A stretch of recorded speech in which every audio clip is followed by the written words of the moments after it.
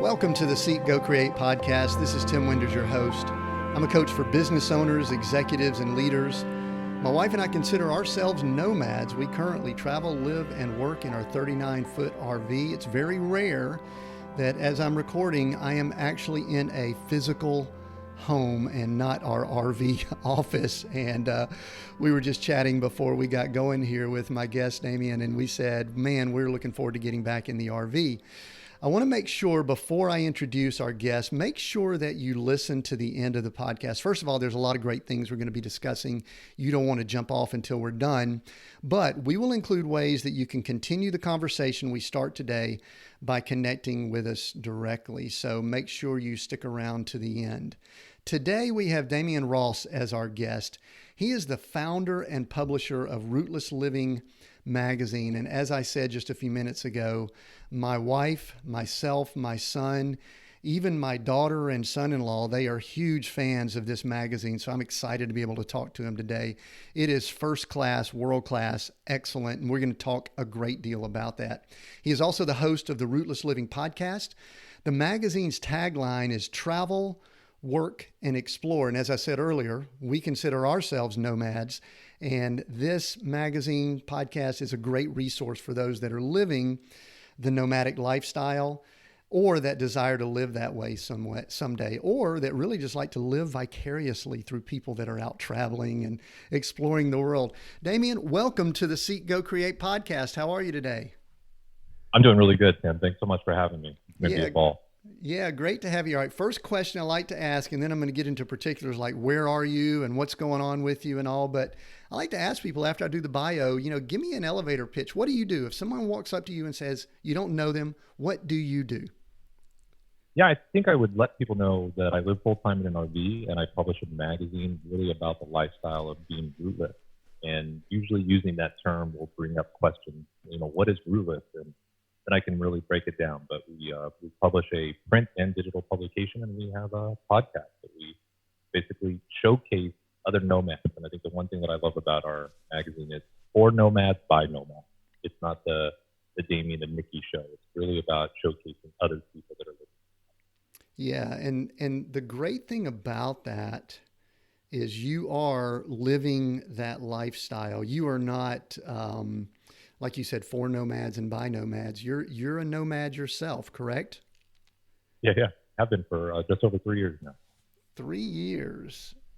And, it's interesting that you bring that up. This is kind of maybe a little bit of a sidebar, but when you tell people that you are living as a nomad or that you travel or that you live in an RV, what kind of responses do you typically get from people? Let's say that are outside what we do, outside of our circles.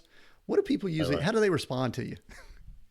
Yeah, actually, when I first launched, I was working for another company doing sales, and I really tried to include it in my sales once I saw that it brought so much interest, where people were like, wait, explain it. And I was sending out emails. I always tried to say where I was, and then people responded, I noticed your emails, you're always in a different place.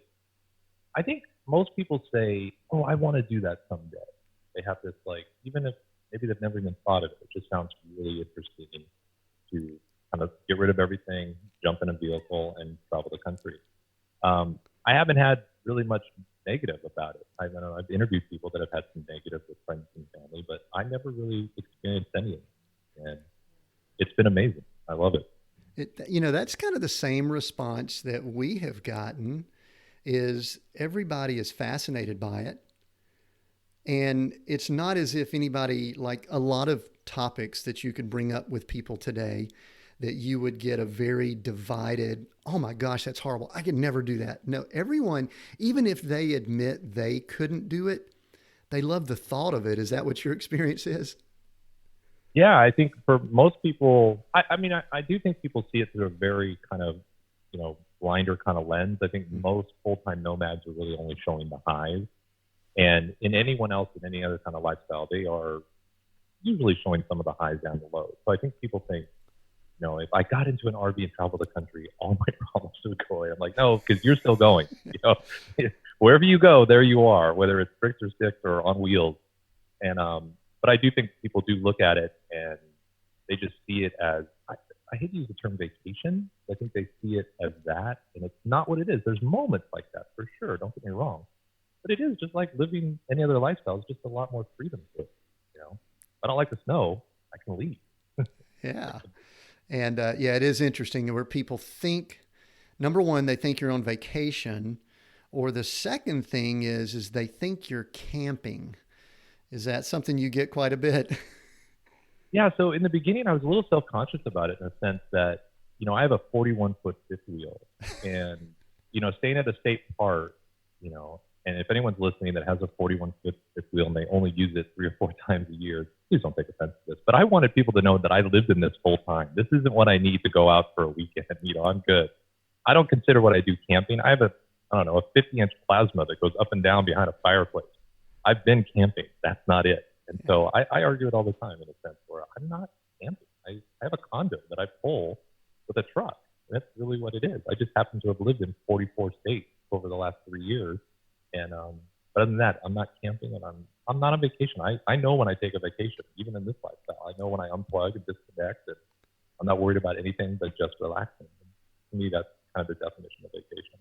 Yeah, that's good. And maybe I can get some tips on you, because my wife and I still struggle with knowing when we're actually on vacation and when we're actually working, primarily because it seems as if we're working all the time, even though we are in cool spots and near national parks and things like that. Let's do some definitions before we get much further, because I think there's a term that some people may not be familiar with. I'm trying to kind of spread a wide net for the audience, for the person listening. And so can you define, the tagline here for Digital Nomads by Digital Nomads? Could you define, with all the expertise and experience that you now have after 3 years coming out with a magazine that's probably, the definitive information for this lifestyle, what is a digital nomad? Kind of tell people what that is. Yeah, I think it's really, it goes back to not having like a physical location that you're stuck in a way. It doesn't mean you can't own property by any means. I don't want it to feel that way. It's just that you have the freedom to get up and go.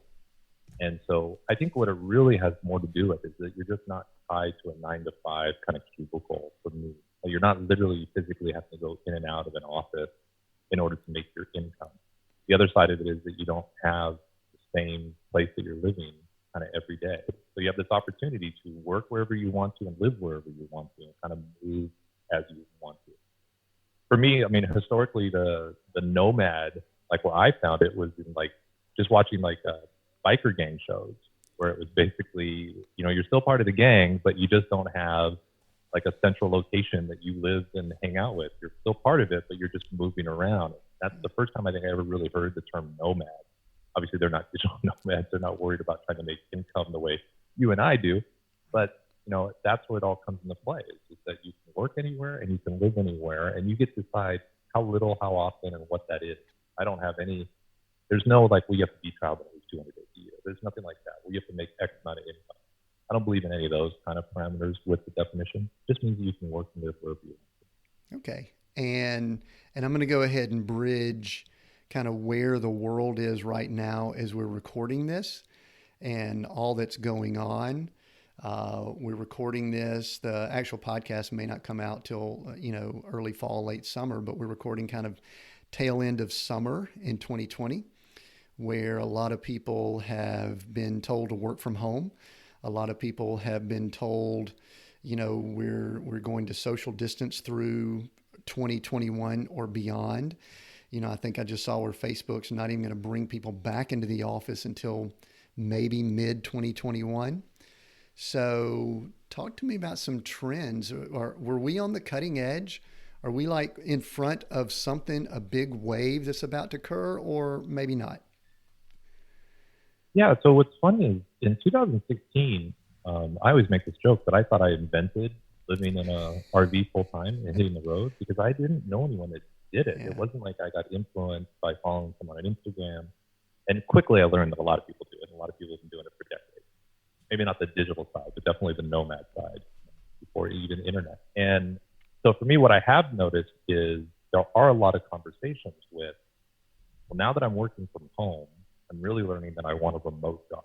I think that's the biggest obstacle.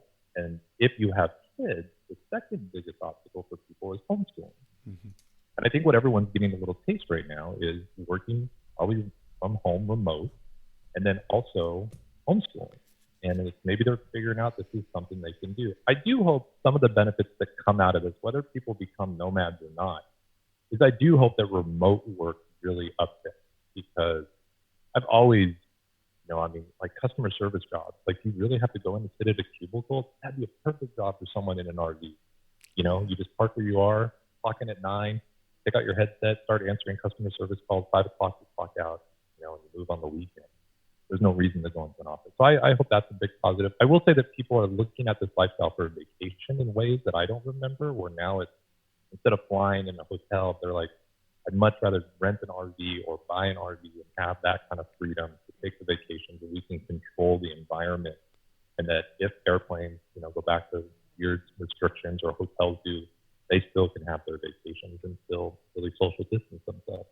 Right. Yeah. Just with so many things going on, I believe I agree with you. I think the work from somewhere else other than an office or a cubicle, it's going to increase. We don't know to what level. I think some companies are going to pull people back and want to keep control, but I do think there are a lot of options there. So, which kind of leads to the biggest question that we get after people ask, how do you do that? And are you on vacation? Are you camping? And that is a question that we get. And I'm just going to kind of ask you, because I love to get responses. Talk to me about internet. Yeah. Do you ever, is that something with you like us that you have just a little bit of anxiety about when you pull in somewhere new?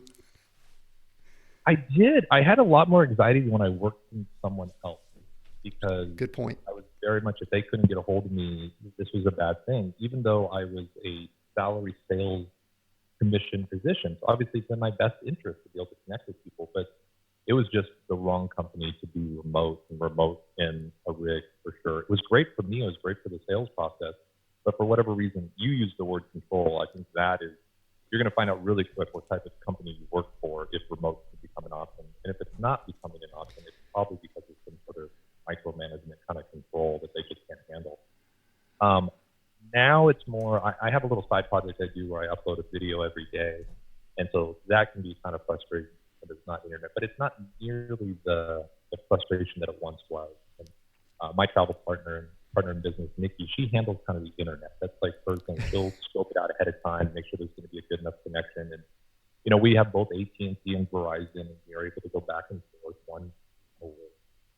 And, yeah, I mean, it's not as stressful when you work for yourself, which is funny because, I still want to make money. I still want to be connected. I still have stuff to do, but it's not like someone's getting mad at me because I don't have internet, and it's a big difference. Yeah, I'd love to hire Nikki if she could handle internet for more people. That'd be awesome. So good. It's good to have Nikki there for you. We're kind of the same way. We noticed that about a third of the places we've been, the Wi-Fi locally there may work for us. Third of the time, it's an AT&T hotspot that we've got with some unlimited stuff, and then we've got a Verizon that's sort of an unlimited, and so we can kind of bounce. And very similar to you, it was the same way. My wife worked for a company out of Silicon Valley for really our first 14 months. And I was the Wi-Fi guy. I was the internet guy. She would somewhat be a little stressed if she couldn't kind of get set up, get on her video calls and appear to look professional and, not get dropped, even though people all over the place were getting dropped. So, it's not as if just because you're in an RV that internet's bad. There are a lot of people that are sitting in homes right now that their internet's pretty horrible also. So I would say in the 3 years, I've only had 2 or 3 spots that had no internet connection, like say at the campground, where even with a Wii boost, there's nothing I could do. I was getting no signals. I just worked out of a Starbucks. But I will say on a lot of my, especially with my former employee, a lot of my Zoom calls, the people that were in the bricks and sticks, they were the ones getting dropped. And I was like, this is so funny. Because, again, I'm out in a rural area, might be close to a tower. There's not a lot of people pulling bandwidth. But where they are in Los Angeles and California, everyone's trying to use all the bandwidth that there is. And even though it's DSL going right into their house, they would be the ones that dropped, and it always made me laugh. And like, I've got this little box that I'm staying more connected than you guys. How's that possible? So it can be stressful, but it's just one of those things. You can't really control it. Maybe one day we'll have really great satellite internet where no matter where you are, and that'll really change the game. Because obviously portable internet has really changed the game. I don't know about you. I couldn't work on the road without internet. There's just no way to be able to do it. Yeah. No, I mean, because I'm doing podcasts, and I'm a coach, so all of my clients are Zoom calls. I mean, I lived on Zoom before Zoom became the hottest thing ever. So, hey, one thing I'd love to do is I'd like to back up just a little bit, because I kind of like to know a little bit of people's journeys that have led them to things like, Rootless Living and the magazine and the brand that you're creating. And I just want to kind of give people a glimpse of some questions I'm going to ask later. And I'm going to ask you some questions about how the magazine came to be. I believe, did you do a Kickstarter? Didn't you do a Kickstarter? I did, yeah. Yeah, I think we participated and kind of jumped on that. And so I'm going to ask some specific questions about how well that worked for you and give us some tips and pointers, because we got business people I know that would love to learn about that. But the first thing I like to do is kind of go backwards and find out how you kind of arrived at where you are. So could you back up maybe prior to 3 years ago and just give us a little bit of background? And I know you got some family and some children and things. And then you kind of got to a point where you could go mobile. I've listened to your story and some background on you, but why don't you give the listener some of that background so that we can understand how someone comes into this lifestyle. And then we're going to progress to how you create and build a business like you're building while you're a nomad. Yeah. So I'm going to go back to 2014 really quick. It was Wednesday afternoon. I was having a meeting with the CEO of the company I was director of marketing with. We're making plans for a Vegas trade show we have to go to that's about 3 or 4 months away. Really great conversation, great lunch. We always had a really good time. 2 days later on a Friday, I walk in 8 a.m. and I'm doing my best. That was the amount of notice I got, nothing. And I mean, they gave me a little severance package, but at the time I was, I still had custody of 2 of my 4 kids. My 2 older kids had already grown and moved out. So I was a single dad with 2 kids. And it rocked my world. And it even though it didn't really affect me until almost 2 years later, again, trying to find employment, working for people. Should I start my own thing again? By 2016, I went homeless for like 90 days. I literally had to give up my place. There just wasn't enough income coming in. I wasn't going to hurt my credit by not being able to pay my rent. I had to displace my kids, one with a high school teammate that my younger son was playing ball with. And then my youngest daughter went to go live like between her grandmother and godparents for a little while. It only lasted 90 days. I got a new job and then, moved into a new place. But instantly I realized just how upside down I was in regard to, just it's crazy that if you lose any kind of real income, especially living in LA, Orange County, California, you're upside down quick. And it was instantly about that time that I was like, I just don't want to live here anymore. I don't want to live. I was watching Fixer Upper. Everything was like 50 grand. I was like, I couldn't even build a garage for 50 grand. You could buy this 20-acre property. Are you kidding me? Yeah. So that was the idea was when my younger son graduated high school in May of 2017, I was going to leave in 2017. I was gone. My youngest daughter was really asking to live with her mom her senior year of high school. And it kind of worked out. It was like, okay, well, this worked out perfect. And it actually even worked out even perfectly because the mom moved into my place and I moved out into an RV. And so the kids didn't even have to move. So it just all worked out really good. Luke was starting his first year in college kind of a thing. So it was a perfect plan. It worked out great.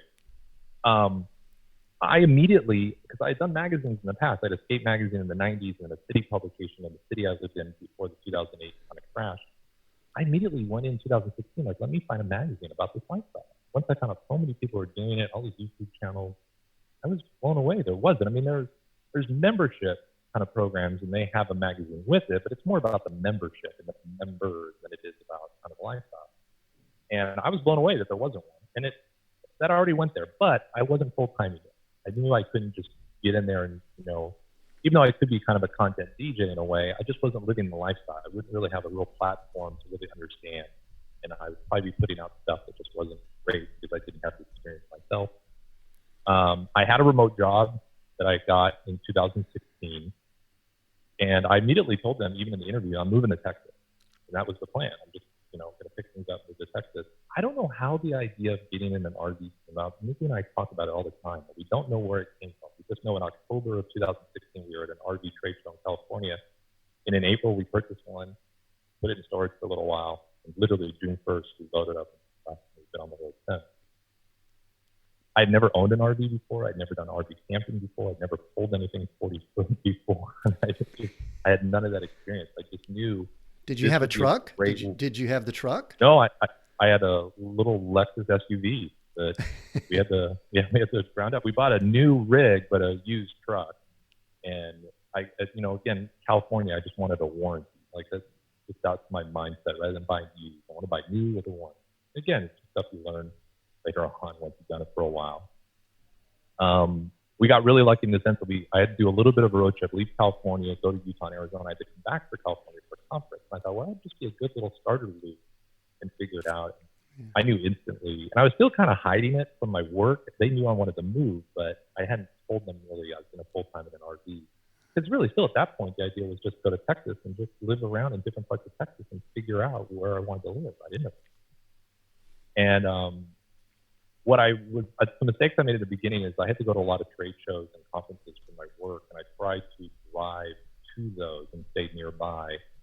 And I think the first 15 weeks, we were in like 15 states. We were just moving so fast and so rapid, and it was insane that we just finally got to the place where it's like, we're going to travel at our pace, and I'll fly into those events like I normally would have anyway. And that really helped, and it helped slow it down. We got to figure it out. Because at that pace, we would have burnt out so bad. And then 18, kind of a similar situation. I was doing sales. I was working for a conference. We're about 6 months out to the conference. Normally, I've never had goals. I've been with the company for 2 years. I never even really set, like, here's a sales goal. And it was basically like in an August situation. It's like, oh, here's a goal you have to hit by October 1 and November 1. And if you don't hit it, it's not going to be good. I was like, oh, it's not going to be, I'm going to get fired. Not good. And it was a goal that was probably about 200% more than I did the year before. I missed it by 40%, but I still did so much more than I did the previous year, but still not close enough. And they let me go. They were like, all right, maybe this isn't a good fit. And that next year is when Nikki and I just really started talking about it. What about doing the magazine? What do you think about it? And really discussing. I took way too long. When you talk about go, I was really slow for whatever reason. And we launched it in January, but we announced it in November. And as soon as we announced it, people asked if we were going to have print copies as well. Our plan was not to do any print. All the real overhead costs was in the print. And we just thought if we do a digital publication, we've got the skill set, I know how to lay it out, she knows how to handle all the editing and getting the writers and content. It's a perfect team. And we're like, this would be easy to do if we don't bring on print. But we had so many people asking us. And I was surprised. I'm like, you're digital nomads. Why do you want something in print? Why do you want something mailed? Just let me say, because so that people kind of understand, we travel. We're residents of South Dakota. We have a mailbox there that about once a month we forward all our mail to us. So a physical copy for me, even though as much as I would love to touch it, I love print, there's a cost that comes to me more than that. So I do want to say the digital aspect of it is phenomenal. I want to back up just a second before we dive into the magazine, because I do want to get into that story. But there's one thing you mentioned that I want to dig just a little bit because it sounds so familiar to me. In 2013, my wife and I became homeless. We used the term nomad because it sounded better than homeless, but we were essentially homeless. We had all of our businesses from '08 that were real estate related had disintegrated, and we had lost our home and filed bankruptcy, things like that. We've shared that story here on the podcast. But I've gone back to think about this, and I want to ask this question of you. I've wondered if we would have made, I'll say, the drastic lifestyle changes if it weren't for that catalytic event. As a business coach, I always see people that there's two ways that people change. One, there's this intense focus and decision to make a change, or there's this external sort of catalytic event that forces change. You know, a relative dies or there's a sickness or job loss and all. And I would love to think that we may have made that adjustment on our own, but I've come to the conclusion that I don't think we would have. What would you say to that? I mean, that event, going back to just the specific event of being homeless, where would you be today if for some reason you would have not gone through that one situation? I think I'd still be striving for this false idea of the American dream where it has to be 3,500 square feet, 3-car garage, maybe at least 2 cars in the garage, pool, all this overhead that, 80% of my income is going to just living.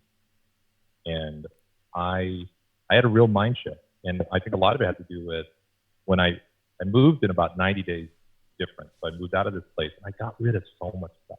Yeah.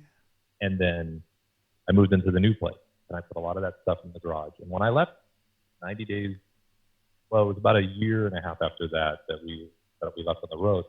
I still had all that stuff that I hadn't even used in a year and a half. And I was like, what's going on? I'm just like, I'm not a hoarder. It wasn't like hoarding type stuff. It was just, well, you never know.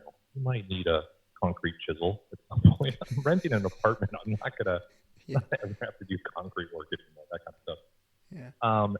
And once I got rid of everything, I really felt free. Like I'm a guy that, only has a couple pairs of shirts and, maybe 2 pairs of jeans. Like yesterday was the first time I wore pants in 2020. I've been wearing shorts. Every day I had to go meet with clients. I'd actually put the face. I thought it was the weirdest thing. So for me, I don't know if, I think the going homeless shifted me. I need to get out of California. I wasn't taking advantage of California the way that I needed to be there. If you're in the industry or if you're a surfer or something like that, it makes sense to be there. If you're not, there's a lot of amazing places where you can live and work and not be so over the top stressed. And I was looking at, too, just really quick, I was looking at the finances of sending one kid to college and one kid to private school. I was like, I can't do that if I live in California, but if I move out of California, I can still help the one with college and I can still help the other with private school. So for me, it was really financially kind of based. The RV really only had maybe a year term on it. Like I was like, we might do this for a year, buy some land, use it as a homestead, live in the RV while we build a place, blah, blah, blah. I just fell in the lifestyle while on the road. Just didn't know that it was just going to be this cool and this different. I still got my eyes on a homestead idea, but I just feel like travel will always be part of it. And people can call me homeless all day long now. I don't care. Yeah. You can do it. It's all good. But I will say this. Go ahead. My RV is actually a lot nicer than my last apartment, to be honest with you. It really is. Like, and I didn't live in a bad place, but it's just, this one is so much nicer. Yeah, I know. Really, and those fifth wheels, for people that have never been in one, they usually go through some form of a shock. And I know I've heard you talk about this. You're actually not a short guy. So you're like, what, 6? How tall are you? Almost 6'7". I don't know when you drop the half. Yeah. Like 5'11" and a half, you drop it. So technically I'm 6'6" and a half, but yes. 6'6" is good now. Now that I have a son that's 6'8". So if you were in our class A, our son-in-law is about 6'3", 6'4", and he kind of slumps his head down a little bit. He doesn't hit the roof, but hit the ceiling. So, but people walk in these fifth wheels, which we looked at those, but we didn't have a truck.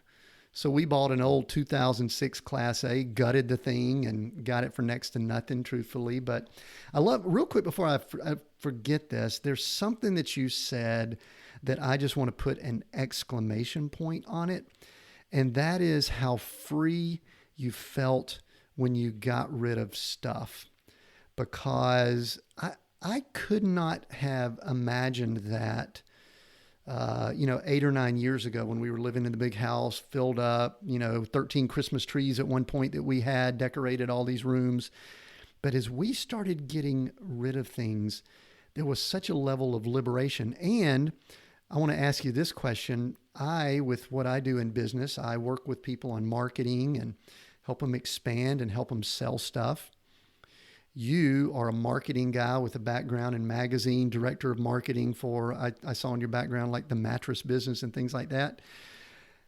Do you ever struggle at all with being marketing person to help people expand and accumulate, and now realizing how free it is to not have stuff? I think about that from time to time. Do you?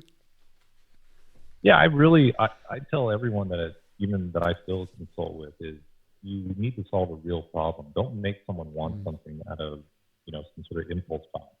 Even the mattress company, I was like, let's stop talking about the product. Let's talk about sleeping well. Meeting with the solar guy yesterday. Let's stop talking about solar. Let's talk about being free. You can go wherever you want.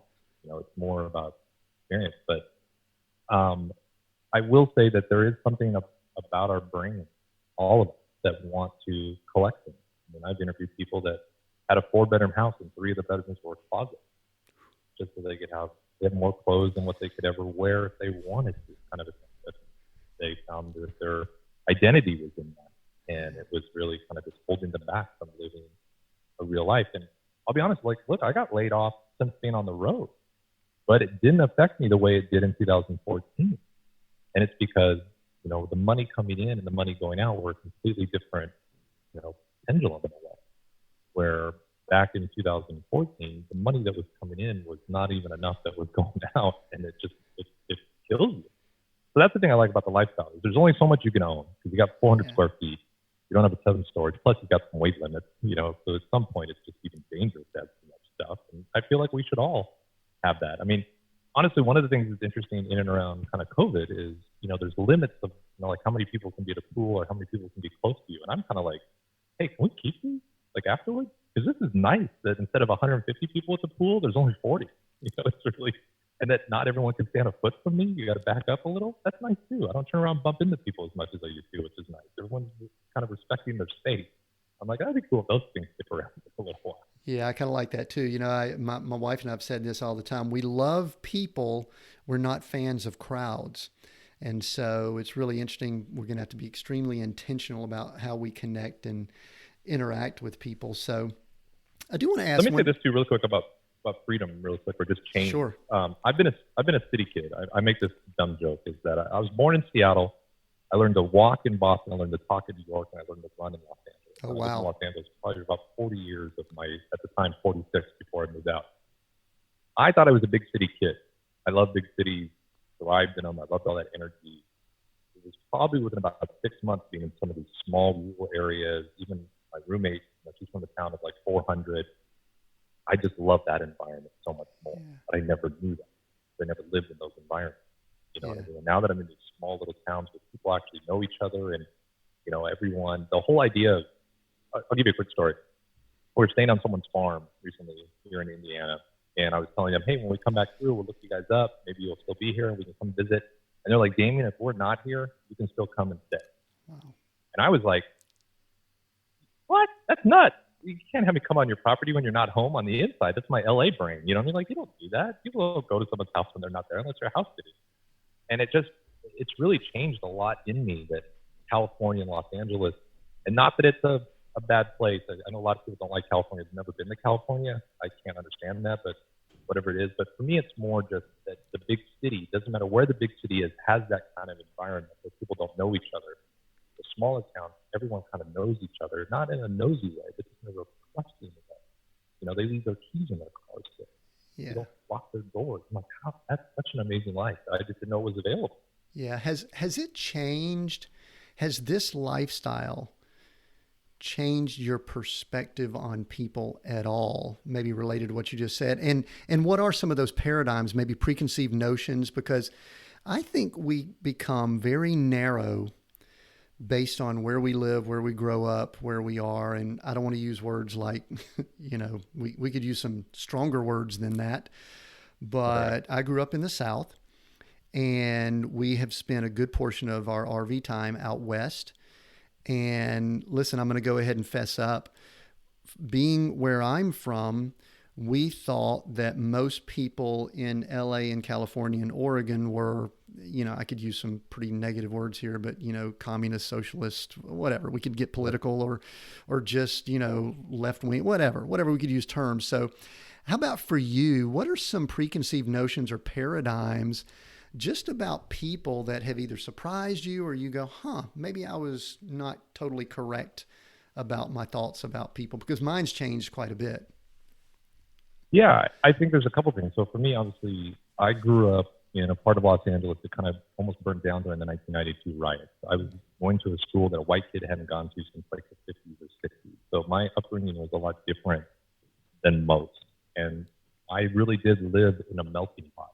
And I knew people of all different types of religion, race, sexual orientation, everything, different economical backgrounds. I mean, Yeah. I didn't go to my local elementary school. I went to a very wealthy neighborhood elementary school. I had to, ride a bike a little further to go there. Mm-hmm. And it was interesting for me to cross the street called Olympic that white kids just didn't cross in the 70s and 80s. And I lived in two different lifestyles. So for me, I've just been exposed to it. And I had parents that were very open to everything that, my next door neighbor was a black kid that was Jehovah's Witness. My other best friend was an Hispanic Catholic. I had a really great white friend that was Mormon. So I had all this really cool hodgepodge. So I didn't have any ideas of what the media or television or movies were telling me because I lived in it. My two closest best friends growing up in high school were being raised by their dad, and they were both black, and they were being raised by their black fathers. And if you ever watch The Office, he's passed away now, but Hank, the security guard, that's Mr. Dane to me, Papa Dane, that was my buddy's dad. And so for me, all these ideas that people want to maybe showcase and make it as reality, it's not reality for me. And so the same thing when I came out here, I've noticed when I'm in the South or in different areas, I have people ask me, are all people from California as cool as you and relaxed as you? I'm like, that's just who we are. I did get rid of my California plates as soon as I could. I got South Dakota plates. I became a South Dakota resident just like you did, just because of that kind of idea. Yeah. But I will say that the salt of the earth is a term that when I was on the West Coast, I didn't really get. When I'm out here staying on farms and meeting people that are just some of the hardest working people I've ever met, they are very trustworthy and they'll just give you anything. Like I always talk about it in the RV lifestyle. If you're having a hard time meeting someone, get outside and pop a tire off your rig. People will come over. Start working on your rain gutters. I worked on my rain gutters in California. None of my neighbors came out and wanted to help me clean my rain gutters. You know what I mean? And so that part I've really liked. I think there is some stuff that, that goes both ways that we get taught, and I've learned a ton on the road. It's opened my eyes to a lot as well. And I've just really enjoyed the community. And it's not to say that there, in any community, in every city, wherever you are, there is that group. There's that 1, 5, 10%. They're just awful human beings no matter where they go. And I've learned very much not to say, okay, well, if it's one, it's all of them. That's not the case. And I think when you get out and experience it, it's really good. But I do hold back telling people I'm from Los Angeles a lot of times. And I'm sad because I really, really enjoyed the lifestyle. I didn't have any of those politics that everyone keeps talking about. It didn't affect my life in any way, shape, or form. It's, whatever's going on in California is not going to come to Texas. You're okay. Oh, the funny thing I do notice on this trip is that when I say like, oh, I'm looking at Oklahoma, maybe Texas, is like, well, whatever you do, don't bring your California ways with you. And I'm like, you're not even from Texas or Oklahoma. You're from Vermont. You're from Florida. You moved here too. You're just as much of a transplant as I would be. You're not a local. Give me a break. Give me your rules. You brought stuff here. So, but it's been good. I think, just real quick, I will say that I wish from 18 to 21, people didn't go to college. I wish people jumped in an RV and traveled the country. I think there's so many things you learn about our country, about people, about yourself, living with less, traveling, living in smaller quarters. If I ever built a house, maybe 800 square feet and 100 square foot of it would be a shower. Yeah. I'd have a big 10 by 10 shower. That's what we're actually considering, getting a piece of land in some places. And what we do is we drive around, we look for places, we use the term nourish our soul, that we like the atmosphere, we like the people, we like maybe some local restaurants, when you can go to restaurants. We like, the weather and the climate and things. And we've looked at some spots. It's like, I've got a background in real estate, so I know that we're probably going to have a correction here soon. I'm just going to pick up a chunk of land, and we may put a barn type facility with a 1 bedroom and a kitchen and still pull our RV in it, and maybe put a few tiny homes on the property, for our kids. I mean, that's kind of, we're thinking. And, we, going back, lived in a big old huge home in a country club golf course community. So that's a huge paradigm shift there. So anyway, man, there's so many things I'd love to ask you about the lifestyle and y'all's rhythms, but I want to get to the magazine, and I want to kind of do some business kind of discussions about that. So earlier you brought us right up to the point where you were about to start that. And you were talking about people really wanting, you were thinking digital, which totally makes sense if you really understand digital nomads by digital nomads. That seems like what you would do. And I think I remember I was on your email list. I was seeing this bit of a outcry. I don't know what it was of, hey, can we get a print edition? So what did you go through there? And I think that may lead into Kickstarter, which I'd love to talk some about. So tell us about that. Yeah, so my background is in print. I mean, there was no digital in the 90s, and even in 2000, I was talking to someone recently in 2006 when I was talking to my advertiser. I was like, can you email me that photo? They're like, how do I attach an email? It's not that long ago that people didn't know how to use digital. And so I was really excited about digital because it just made sense with Nomad. So they could just read it on their iPad, read it on their computer, pull out their iPhone, take a look at it. And I was surprised with a lot of the pushback where we were saying, hey, we'll probably come out with print in 2021. Let us get a first year. Do you think that's the age? Do you think that's the age of some of the people? Because there is like a skew older, or why do you think that is? I mean, have you analyzed that at all? No, I mean, I did have a lot of people that say we spend a lot of time disconnected. It's really fun to just have our magazines and not worry about internet connections. So that was interesting. I mean, look, I still get my ink in my Fast Company, my Entrepreneur magazine. And what's good about us is we're not a news source. Everything we do is evergreen. And so, and I'll talk a little bit about it. Even if you pick up issue 1, all of that information is just live and ready. There isn't a lot that's changing through that. So I think that was one of the things that I was surprised about. The only thing that's really surprised me with print is that people are signing up for subscriptions now for issue, let's say 5, and they're also purchasing issues 1 through 4. That I didn't think would ever even happen. I just thought once an issue's out, it's dead. The other thing about digital that I learned was the same kind of concept. Was even though we only sent out X amount to issue 1 as we were growing, it's a 5X to issue 4, but issue 1 has been downloaded just as many times as issue 4 was. So people are going back and be like, ooh, I want more of this information. I was really surprised. So here I am as a salesperson, marketing, hey, we have a subscriber list of 2,500 in issue 1, and I'm trying to sell that, not realizing that these advertisers are going to get as many as issue 4, 5, and 6 that are looking at it, because people go back and check out the issue. And I was really surprised about it. I didn't see that in kind of digital. I'm really thankful that we didn't have a print model, like especially a Barnes & Noble or like airport distribution situation, because we would have got crushed in and around COVID. And those bookstores closed, airports closed, and if all your advertising is dialed into, we print 50,000, 100,000, whatever the number is, and you're not printing them or you're not distributing them, then you've got to do some backtracking with your advertisers. So I'm really glad that that wasn't our model, that our model was digital focused, with a minor in print. And we don't even really push it that hard. I keep pushing the digital subscriptions, which are free. Well, we'll talk about that. But the print, just people pick up because they still really like to hold and feel a magazine.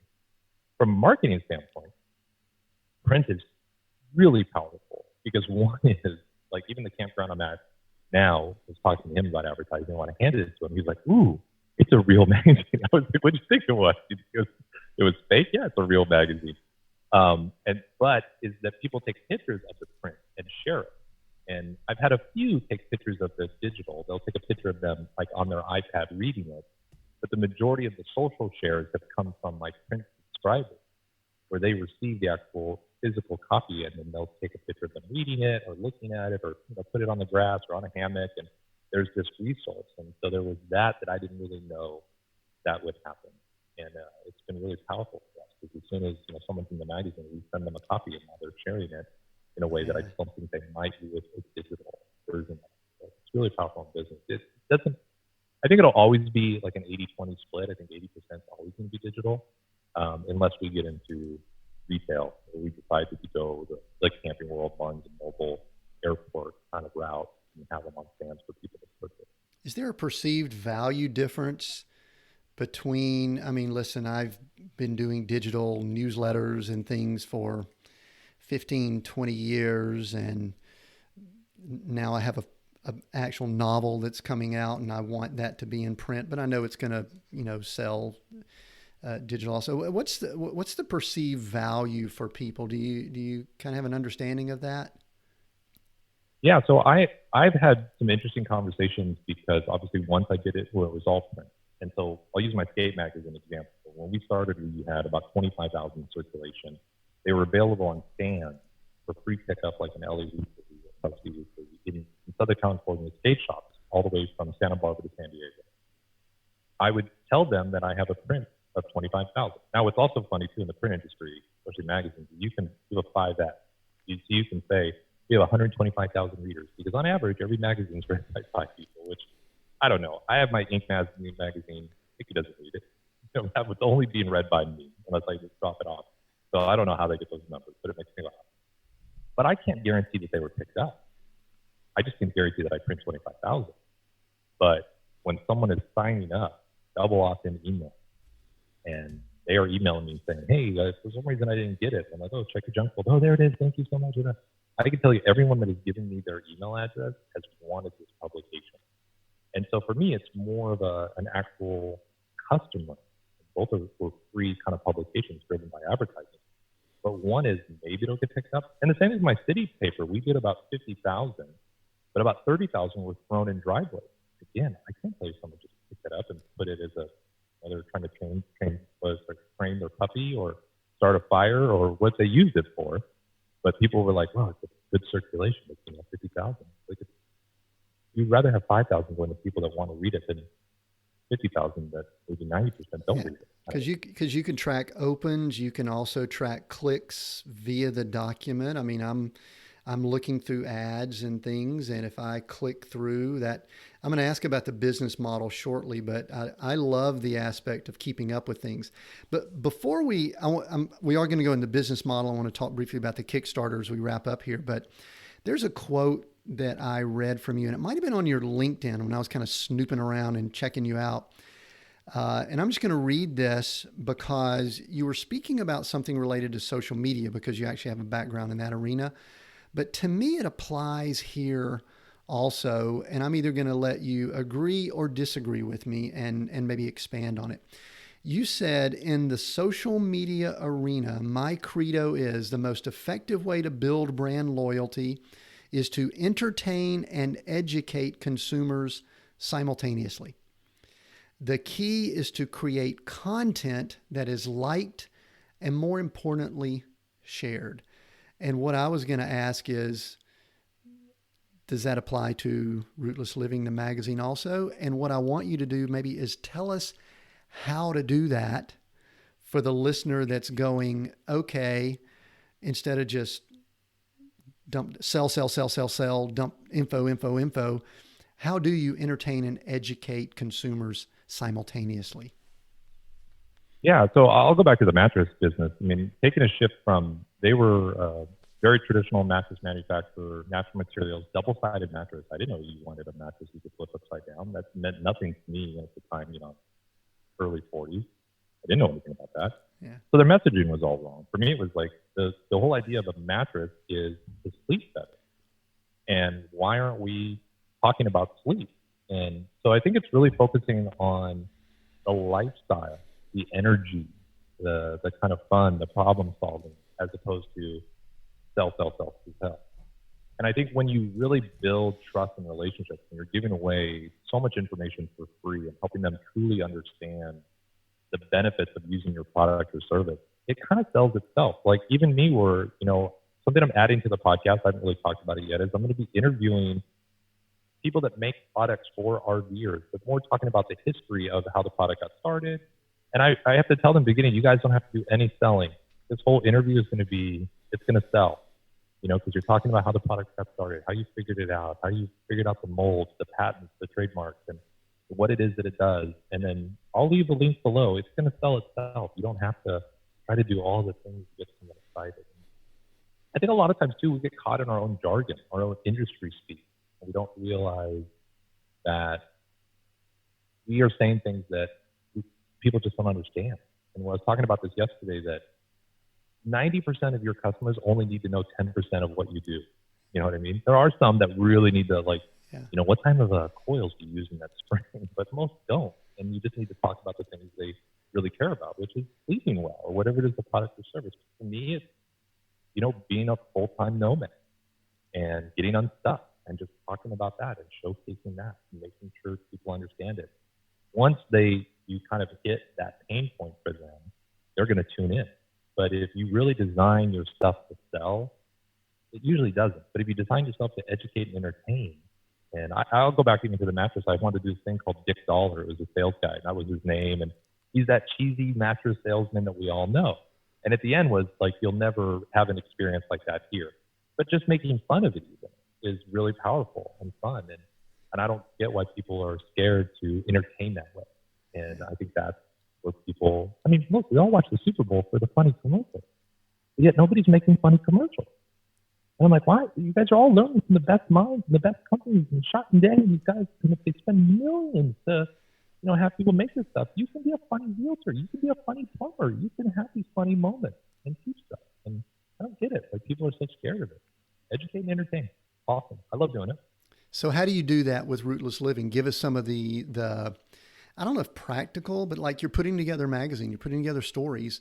What is it, natural for you, or is it intentional? Is there some strategy with the actual entertain and educate consumers simultaneously? I keep going back to that statement because I think that so many people out there that are trying to create something are missing that. So tell us maybe how you do it, or is there a way that you make sure you're balancing those two? Yeah, I think really the main thing is to not focus on the selling. So we're not really doing anything in the magazine. We're really trying to sell anything. What we really want to do through the educational part, whether it's learning about where to boondock or learning how to renovate an RV, or what kind of products you need to make the lifestyle better, it's just really the educational part there is there. That's easy to do. It's easy to find. Mickey does a great job. The entertaining part of it is just telling the kind of interesting story that you haven't heard in a way. But we really like it being from someone else's voice too, because that's the other thing too, is that you can get really stale in your own voice, and bringing other people's voices are really powerful. And I think we learned that real quick. Like, we were like, Demian and Nikki, I'll say it this way. I've been saying it a while. We have a really interesting lifestyle, but our lifestyle doesn't make us interesting. I think people forget that, because there are people that have bricks and sticks that are way more interesting than a lot of people that are living full time in an RV. So, and it really has to do with wherever you go, there you are. The lifestyle itself is what it's kind of the minor. The major is the people that are doing it, and what's really making them stand out and making them interesting. And I think what people start to realize is, hey, that sounds like me. And so, because we're not focused on one type of lifestyle or one type of demographic or how long they've been doing it or how they're doing it, we're basically hitting everyone at some point. And I'm a big believer that not everyone is your customer. If everyone's your customer, you don't know who your customer is. But in this lifestyle, it's a little easier to be like, if you're wanting to be a nomad or you are a nomad, you want to see yourself, And I think this is where, kind of like the television background, for a lot of people, they never saw themselves on TV or anyone that looked like them or acted like them. And once we really started seeing some diversity in our shows and in our movies, is when the whole industry really took off. It's the same thing with the publication. We just want to showcase everyone. And it's interesting. We've had 4 issues, and already, and if I look at the industry as a whole, the RV industry, let's say, our diversity in our community and in our magazine is far beyond anything I've seen.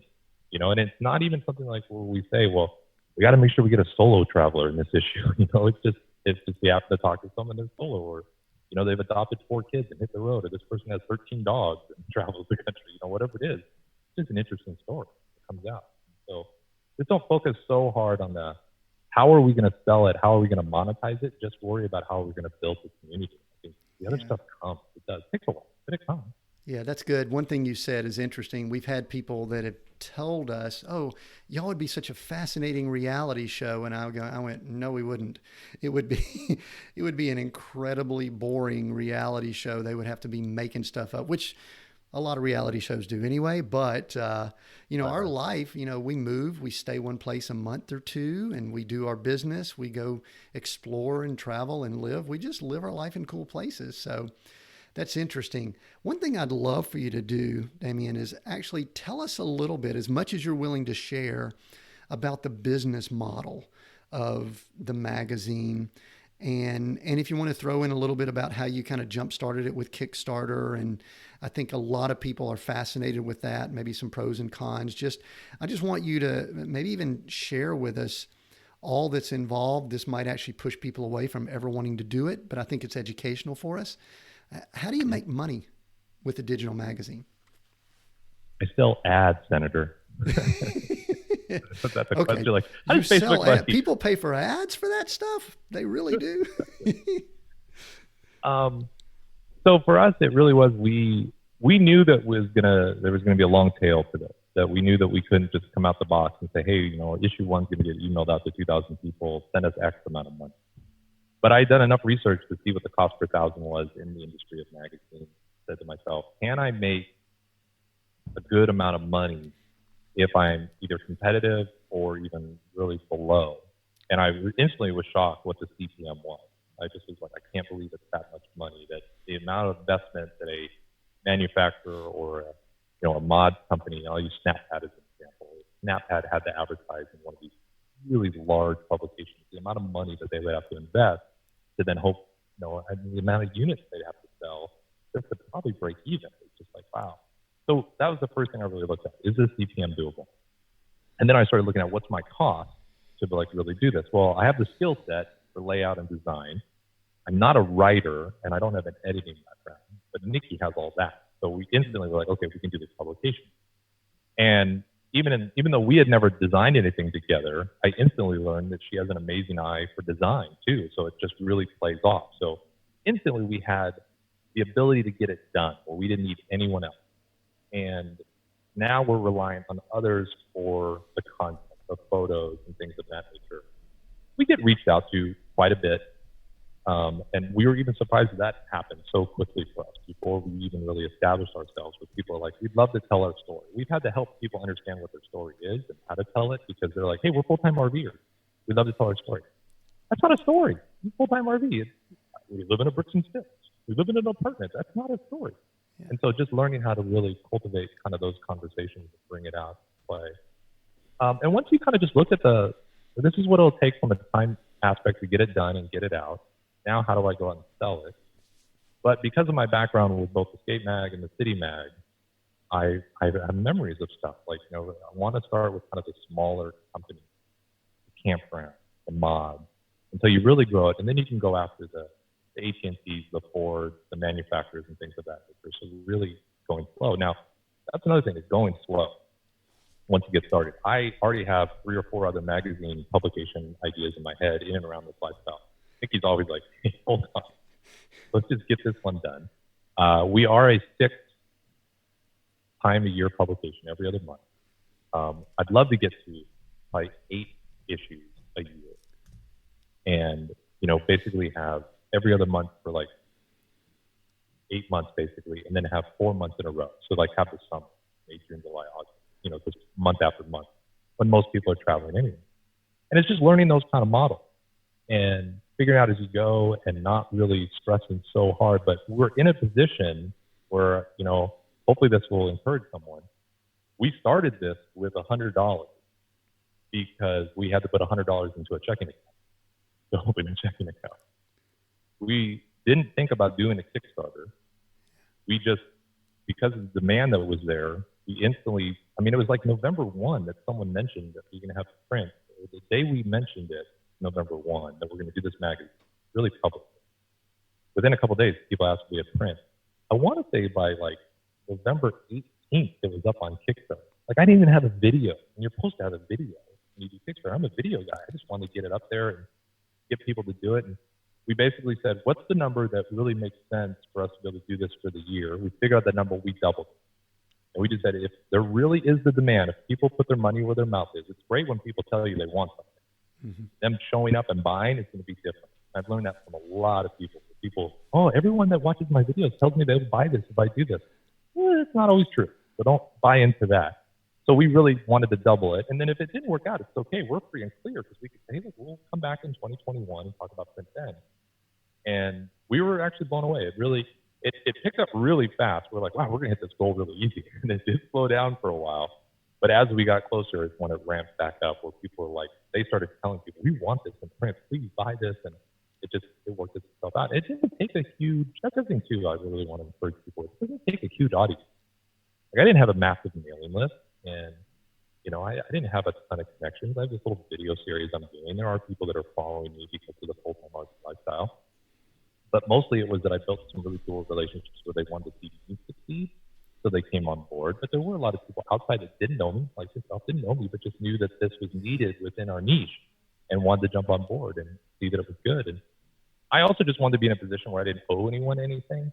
Like, honestly, even in the beginning when I was talking to salespeople, trying to sell ads, I was trying to sell, like, I wouldn't go after the full year because I was at the time in January, like, I'm going to do this for a year, then we'll sit down and look at it and see if it makes sense. Within issue 1, maybe even, but by issue 2, I was like, I'm in it for the long haul. Let's do this. Let's figure it out. And then my brain went crazy, like, this is how we grow. We'll do events. We'll do this, blah, blah, blah. And I just have to, calm down and come back a little and just stay on track with what we're doing. And, like even being here in Elkhart, Indiana, the RV mecca of the world, it's a different niche for me. I've never experienced this. If I was doing a skate magazine, there was a city I could go to where 70% of all skateboard kind of material stuff was made. How easy that would have been to build relationships and networks. It's all in one area. Those are all spread out over the country where I think the stat is it's something like 65% of all RVs are made in Elkhart, 80% are made in Indiana. So just being here in this state for my niche is really great. And being in the city is even better. And if you can find that kind of a niche, wow. The niches are great. Like, honestly, this is real quick too, to encourage people. The Rootless Living Magazine has my smallest potential audience of my other magazine ideas. They're all kind of related. But this one has the smallest readership possibility. It's, full-time RVing. Even though it's the term rootless and you have people live on boats or live in Airbnbs or whatever, it's the smallest. Starting with the smallest is kind of the best because I can learn all these things before I go after really large markets. Sure. And it's starting small. Great. So this is going to be duplicated. It's real interesting. I was watching your Kickstarter, and this will give you a little bit of feedback on kind of the way some of us function. I saw it. I made a note as a reminder to check back in like a day or two before the end date, which kind of gives you this, thought of, it kind of levels off. And then all of a sudden, right at the end, probably a lot of people like me do, they check back in and go, oh, look, they're getting close. I'm going to sign up. I think I even signed up for the print. And I think I reached out to somebody and said, please don't mail it. But I want to just see what's going on and just kind of see under the hood. I just wanted to kind of be a part of it, which I think is a cool thing there. And anyway, so that's awesome. But one other thing before we wrap here, just a couple little questions as we finish up. Your timing to me, which you may or may not have had a lot of real, I guess, input into. You launched your first one in January of 2020. And 3 months later, everything goes on lockdown. And now it appears as if the trends are a lot of people might try to live differently. Do you think your potential audience, which is very niche, very, very, very broken down and small, but they're also pretty rabid too. Right. Do you think your audience might expand? I mean, I'm kind of asking you to project out some trends. We talked about this at the beginning. Is that audience going to expand? Yeah, so this is a tough subject in a way because I feel bad because I know so many people that in and through COVID, their business really suffered or it's gone. And so I say this with all just real love and sincerity and understanding of that people really suffered through this. For us, it really grew up because people were looking for alternatives. And, and again, you said in the beginning that we have this travel, work, explore mentality. A lot of people were like, why is travel different than explore? Those are different, two different things. But the idea of work and like we're talking about people going remote and stuff, could you feel that it is really going to help us? It's springboard us in a way. I always talk about my goal for the first year was 10,000 subscribers, and we hit that by issue 3. And even though we're still growing, I tell advertisers 10,000. I just stick with that number. Like, hey, this is my first year goal. This is the number I'm using. And the communication, the launching, the people that we're about to do this, we're downsizing, we're out of here, we're moving. Even it's funny that there are people that are moving from bricks and sticks in one area to another, and they're still really understanding the rootless lifestyle, and they're really understanding of getting rid of stuff, being more free, being a lot more pliable, and and being able to be able to move as things hit them in a way that I just don't think they ever saw themselves. And so that is, we get lucky. And I talk about luck all the time because, there's a lot of, let's say, we'll use YouTube as an example. There's a lot of people that go full-time RV and grab a camera and they're very successful. And they will tell you that they were early on. Most of those channels were in the 2015, 16 kind of realm when no one was really filming the day-to-day of living full-time. The people that are today buying an RV and a camera in mid-2020, they're not going to have the same success. There's just a different timing. The timing was good. Luck is kind of good. I hate to think of COVID as lucky in any way, shape, or form. They don't. No. But I do think if you look at 2008 and the bounce back, a lot of that had to do with just digital, the way social channels started coming out, a whole new this kind of segment of businesses came in. I think we're going to see that from COVID, where remote and the freedom to move around and then what might even happen in and around real estate. I think all of those kind of industries are just going to get turned upside down. Yeah. And I actually think this industry is ripe for turning upside down. The campground RV industry, whatever happened to Airbnb with hotels and Uber with taxis, I think someone's going to figure that out and turn this whole industry upside down, where this becomes a lifestyle that no one has to defend. Sure. Start people stuff to defend it.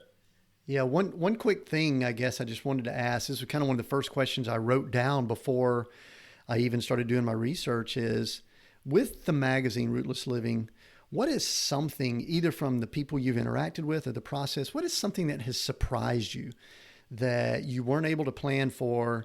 And then I've got just a couple questions we're going to wrap up. So this is kind of like the final question before we do a couple of encores. Yeah, I think the surprises have been, I've had businesses, but I've never had people be really passionate about my business, except for me and the people working.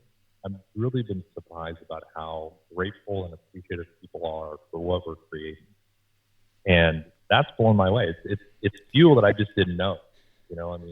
Nikki gets a lot more of that than I do, just because she's dealing with all the content and, getting people's stories told, and they immediately reach out. It's just, everyone was so excited to see it. It's like it made us real to our family and friends because our lifestyle's now in a magazine, like that kind of stuff. So for me, I just didn't expect that much appreciation for what we're doing. And that I've really enjoyed. And then the other thing too, just a piece of business advice, obviously the term rootless was not being used. I mean, it's around, but it's not being heavily used the way I use it. And then even rootless living, like our hashtag, I could talk to people and say, hey, go look at the Rootless Living hashtag. So we created a hashtag that nobody can say, if we told people, hey, go look at the full-time RV hashtag or RV life hashtag. We didn't create that, or Nomad, digital Nomad hashtag. Those are just all vague, ambiguous terms that other people have been using for a long time. But when I had a specific kind of hashtag that we created, it's really easy for me to say, go and look at the community. And what's really great is we started the conversations, but we can back up for even 2, 3, 4 days. And those rootless living conversations are still being had by people that are in the community. Yeah. And we're not even really involved in it. Or maybe we'll see a post if we've taken a couple of days off where it's like, oh, wow, this was already talked about. Let me go in and chime in and share it and talk about it. It's already kind of, caught on fire without it in a way, which I just didn't expect. I didn't expect to have such kind of interesting brand loyalty so early on.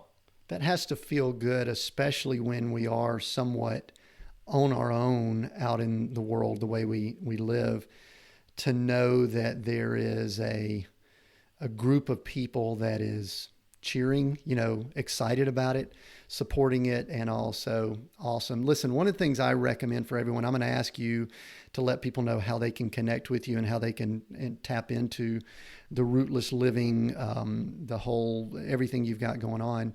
I am a big fan. My wife and I are fans. My son is a fan. Our whole family is a fan of the Rootless Living. I'll call it the brand, the community that you guys are creating, because it speaks to so much that we do. So thank you for doing that. How can people connect with you, and where can they find this magazine? Yeah, so rootlessliving.com is kind of the hub of everything, kind of like I hinted towards. The digital version is still currently free.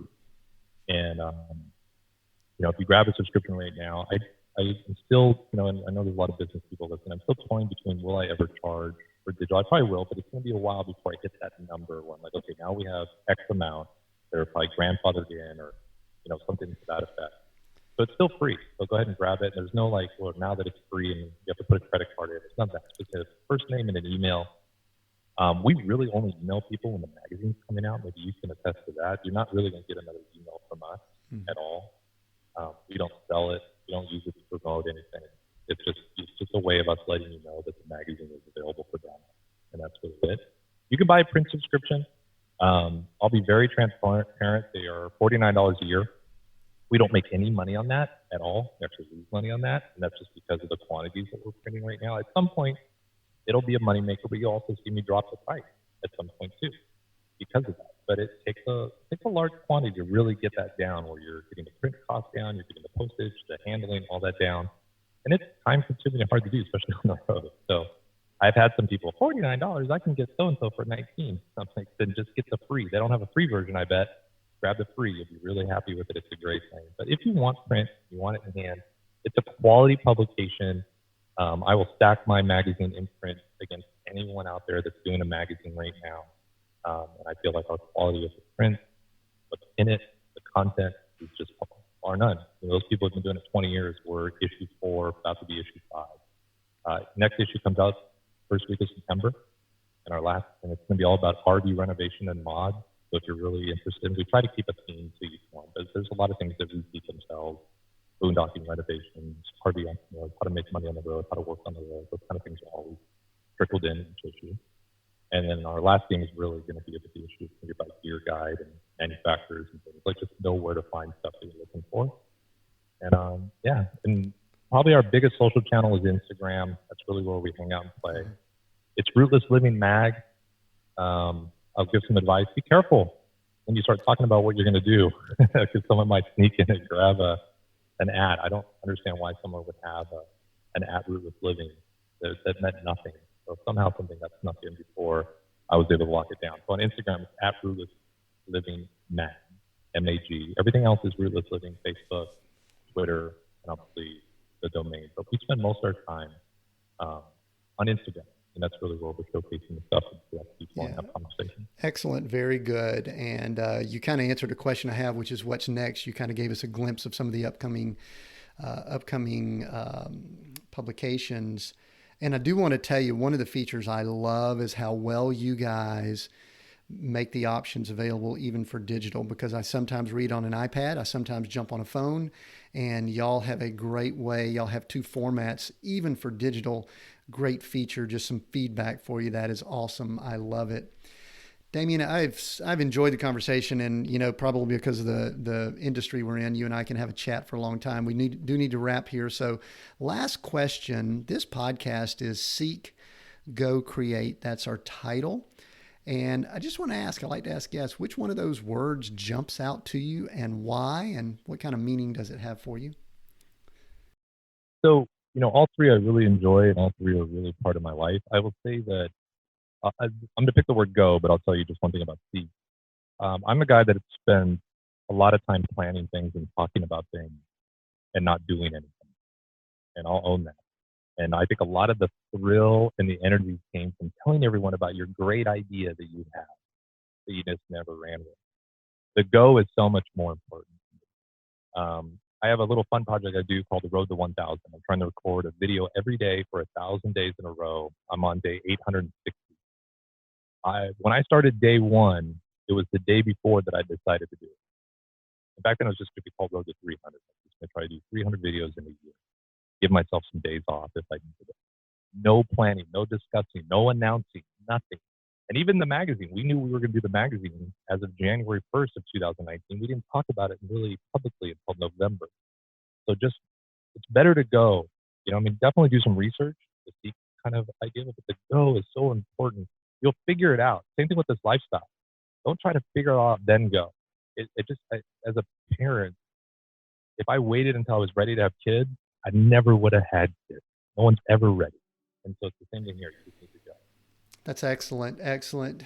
Demian, thank you so much. And thank Nikki for allowing you to take the time. I know you guys are a team, so thank her for all that she does for this project. I really appreciate you sharing with us today. If, as a listener, you would like to continue this conversation, we welcome that. We encourage you to do that. Go to seekgocreate.com. That's seekgocreate.com to comment on this specific episode. You can also share it with all your socials, and you can contact us there and communicate with us. Visit the site, give us your best email address, and you'll also be in a position to never miss an episode. And we will make sure that you have some bonus items for free that we'll include if you provide your email address. You can also find us and communicate on Facebook, LinkedIn, Twitter, and Instagram. And we do have Seek, Go, Create on all of those locations. So we were excited that we're able to grab that. Thanks again for joining us. We look forward to connecting with you on the Seek, Go, Create podcast in the near future.